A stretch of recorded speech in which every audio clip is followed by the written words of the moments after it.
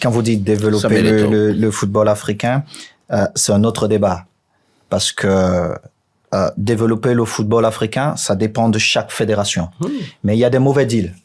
Et ça, c'est la première chose. Parce que si vous voyez, nos fédérations sont très pauvres, dont elles s'appuient sur nos États.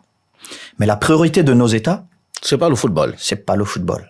Et bien même, quand il y a des fonds alloués pour ce football, il y a beaucoup de chantage. Il n'y a pas une vision, il n'y a pas une politique pour développer le sport ou le football en particulier. Je te prends l'exemple du Cameroun, une fois de plus.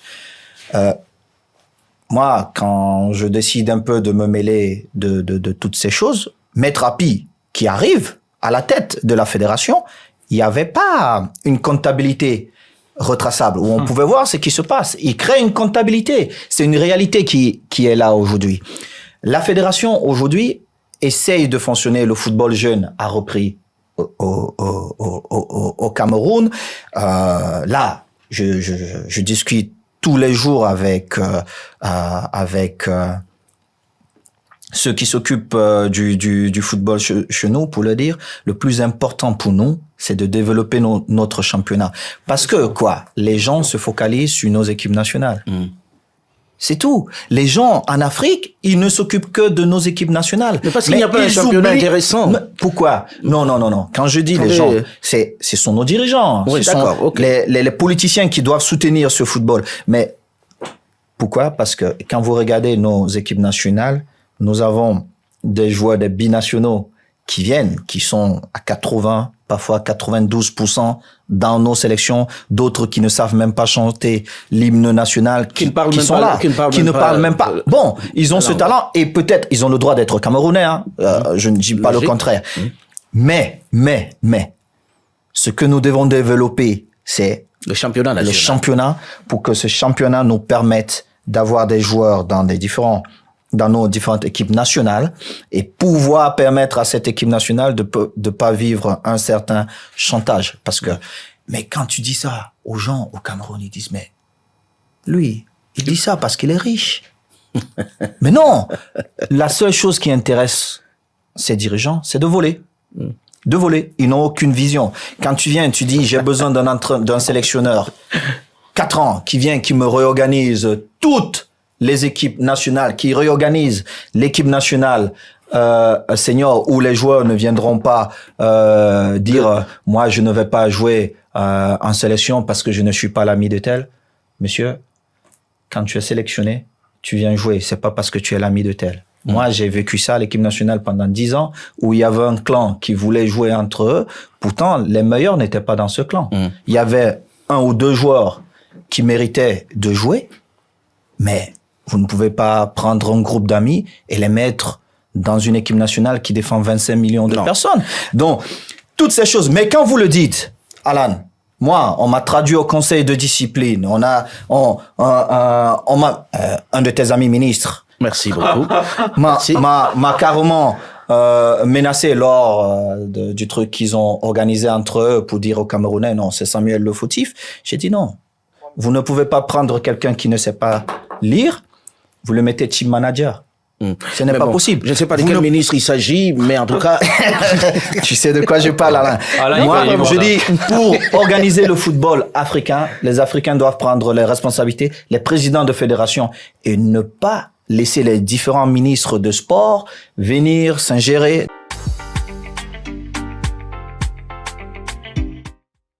Les amis, l'heure est très très grave. Il semblerait que le gouvernement camerounais ait fait son choix et il a décidé de lâcher purement et simplement Samuel Eto'o. En tout cas, j'ai 4 éléments en ma possession qui me laissent penser que le gouvernement camerounais a fait son choix.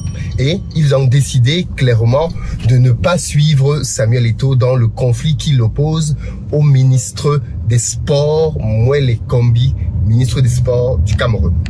Premier fait, on va aller rapidement, il y a 4 éléments.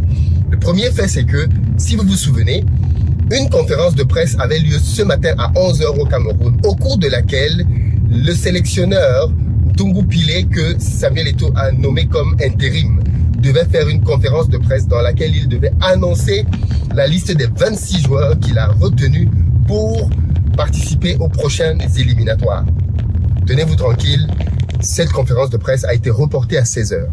On pourrait se dire, oui, mais bon, ça peut arriver que une conférence de presse soit décalée de quelques heures. Soit. Ça, c'est le premier élément. Le deuxième élément, je vais vous le lire tout de suite. Ce sont 2 courriers qui ont été adressés à Samuel Eto'o, dans lesquels, justement, les 2 sélectionneurs que Samuel Eto'o avait choisis pour remplacer Marc Brice lui disent non, on refuse. Je vais vous les lire. Ce sont 2 lettres que je vais d'ailleurs vous afficher à l'écran pour que vous puissiez vous-même en prendre connaissance. La première, elle est bien évidemment celle du coach, le coach principal, qui dit « Attestation Yaoundé 30 mai. Je sous-signais Ntungu Mpile Martin, entraîneur de football. Atteste pour des raisons strictement personnelles et confidentielles ne plus être en mesure d'assumer mes fonctions d'entraîneur sélectionneur des Lions indomptables. En foi de quoi cette présente attestation doit servir et valoir ce que de droit. Ntungu Mpile signe. » Ça, c'est la première. La deuxième, elle est faite par celui qui était supposé être son adjoint. Et voilà ce que son adjoint lui aussi dit. À monsieur le président de la Fédération camerounaise de football. Objet, désistement du poste d'entraîneur national adjoint des Lions indomptables senior A. Monsieur le président, en vous remerciant pour la confiance portée sur ma personne dans l'encadrement des Lions indomptables senior A, j'ai l'honneur de porter à votre attention qu'en ma qualité de fonctionnaire, je ne peux assurer cette tâche qu'après autorisation expresse de ma hiérarchie, le MINSEP, donc le ministre des Sports. Y faisant suite, je vous présente humblement mon désistement à ce poste sous réserve de l'appréciation définitive du ministre des Sports et de l'Éducation physique. Veuillez agréer, Monsieur le Président, l'expression de mon profond respect. David Pagou. Il se trouve qu'en réalité, quand Samuel Eto'o a décidé de suspendre Marc Brice, il a nommé 2 Camerounais pour faire l'intérim, donc être sur le banc des Lions indomptables pour les prochains rendez-vous. Il s'agit donc de M. Ntungu Mpile, dont je viens de vous lire le désistement, qui en réalité est un entraîneur camerounais qui est à la retraite, un ancien fonctionnaire. Et le deuxième qu'il a pris, lui, est encore en fonction. Et il se trouve que dans la foulée, dès que Samuel Eto'o a fait cette nomination, parce que ça veut dire que Samuel Eto'o les a consultés, eh ben, le ministre des Sports a affecté directement le deuxième, c'est-à-dire l'adjoint, Monsieur Pagou Tink dans la région de l'Est. En gros, il l'a envoyé dans un petit village. Puisqu'il est fonctionnaire, il est sous le ministère. S'il a accepté d'aller être comment je vais appeler ça, le remplaçant de Marc Brice, alors que Marc Brice a été choisi par la fédération, on considère que c'est une défiance. Et donc le ministre a décidé d'envoyer ce dernier en brousse. Eh ben, les 2 donc sur lesquels Samuel Eto'o comptait pour assurer l'intérim lui ont dit non.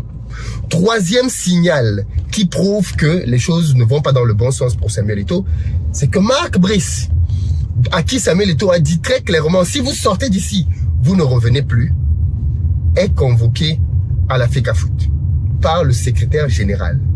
Le secrétaire général a convoqué Marc Brice sans dire pourquoi. Est-ce que c'est pour une réunion de travail? Est-ce que c'est pour parler de la liste des 26?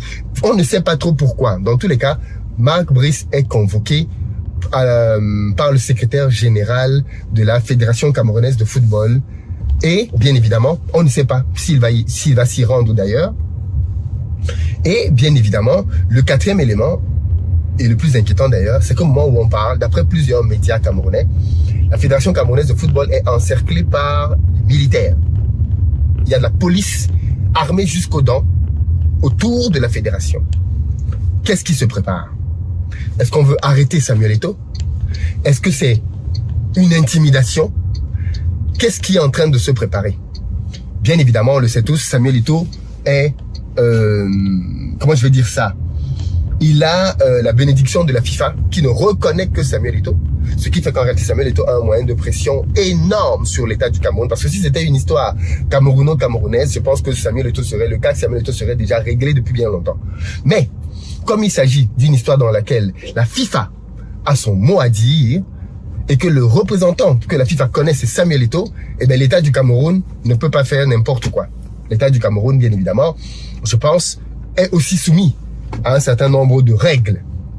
les 4 signaux que je viens de vous dire, qu'est-ce que ça vous inspire? Pour moi, tout semble dire en tout cas que la présidence de la République a fait son choix. D'ailleurs, si vous vous rappelez, Samuel Eto'o a demandé à Marc Brice de partir. Et de ce que c'est en lui disant, si vous partez d'ici, vous ne reviendrez plus. Je vous invite d'ailleurs à réécouter l'altercation si vous ne l'avez pas écouté. Je vais vous apporter une clarification juste après. Bienvenue chez vous. Je vous demande. Ça va bien. De venir ici, c'est fort. Tu sais ça très bien.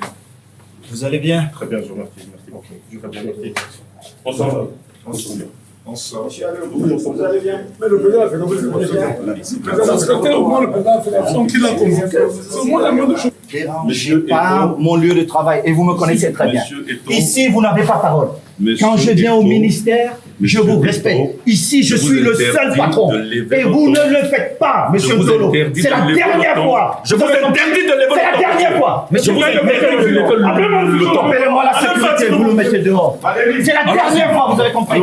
Et je vous prie, monsieur le sélectionneur, soit vous restez, soit ne me touchez pas comme ça, monsieur le sélectionneur. Je suis président. Pourquoi tu parles comme ça? Non. Je suis président, monsieur le sélectionneur. Si vous voulez travailler avec nous... Non. Vous êtes entraîneur parce que je vous ai nommé. Vous n'êtes pas entraîneur parce que quelqu'un d'autre vous a nommé. Vous avez fait beaucoup de manquements. Et je vous prie de rester dans cette réunion. Parce que si vous ne restez pas, je suis obligé d'interroger mon comité exécutif. Comme la loi me le demande. Donc je vous prie une fois de plus de rester ici. Le 2 mois que je suis ici, où étais-tu? Je suis le président. Je suis le président. Vous ne faites pas la politique au Cameroun. Il y a une seule personne qui fait la politique au Cameroun, c'est le président Biya. C'est moi qui décide à la fin. Non, vous ne décidez pas. Parce que ce que vous faites, monsieur le sélectionneur, c'est moi qui l'assume. C'est moi le président de la fédération. Ce que vous faites, c'est moi qui l'assume. Ce n'est pas vous. Dans votre pays, je ne le fais pas. Et vous ne me parlez pas comme ça, monsieur le sélectionneur. N'oubliez pas, en tant que footballeur, vous ne pouvez jamais me parler. Donc maintenant, je suis le président. Vous ne me parlez pas comme ça. D'accord? Vous vous asseyez et on travaille. Arrêtez un peu ce bordel. Il est temps d'arrêter ce bordel. Mais c'est pas possible. Mais vous pensez que vous êtes dans quel pays, monsieur? Vous pensez, je peux faire ça en Belgique? Vous pensez que je peux faire ça en Belgique, monsieur le sélectionneur? Alors, mais comment vous pouvez faire ça au Cameroun? Jamais entraîneur. J'ai été entraîneur. Pour 3 semaines. Oui, et j'ai été très grand joueur. Très grand joueur. Beaucoup. Merci beaucoup. Et si vous traversez, vous ne reviendrez plus.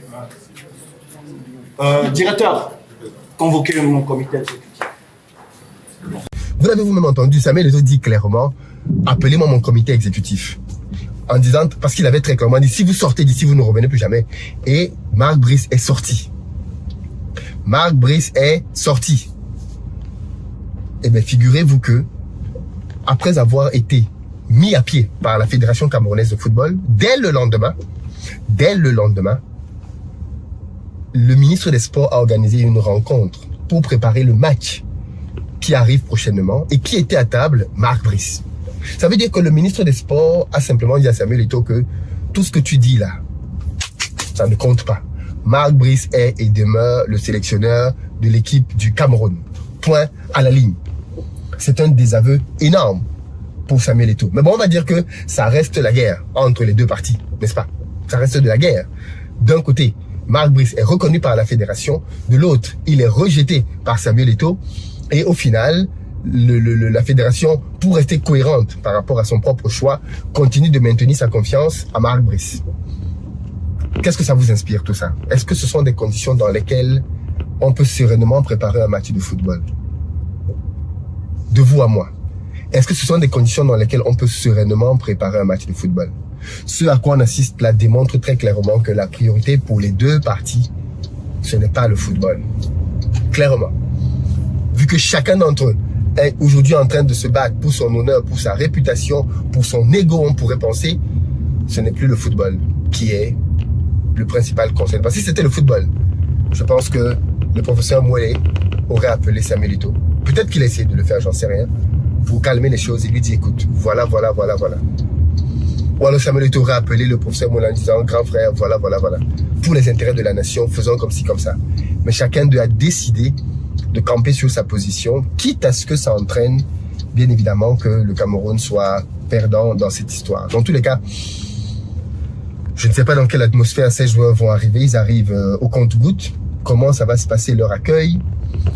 Est-ce qu'ils vont pouvoir performer?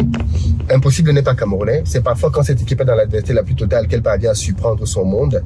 Et peut-être qu'on aura encore cette fois-ci une scène de cette nature-là. Mais bon, c'est un triste spectacle quand même hein, auquel on assiste là, de la part du Cameroun. Vraiment un triste spectacle.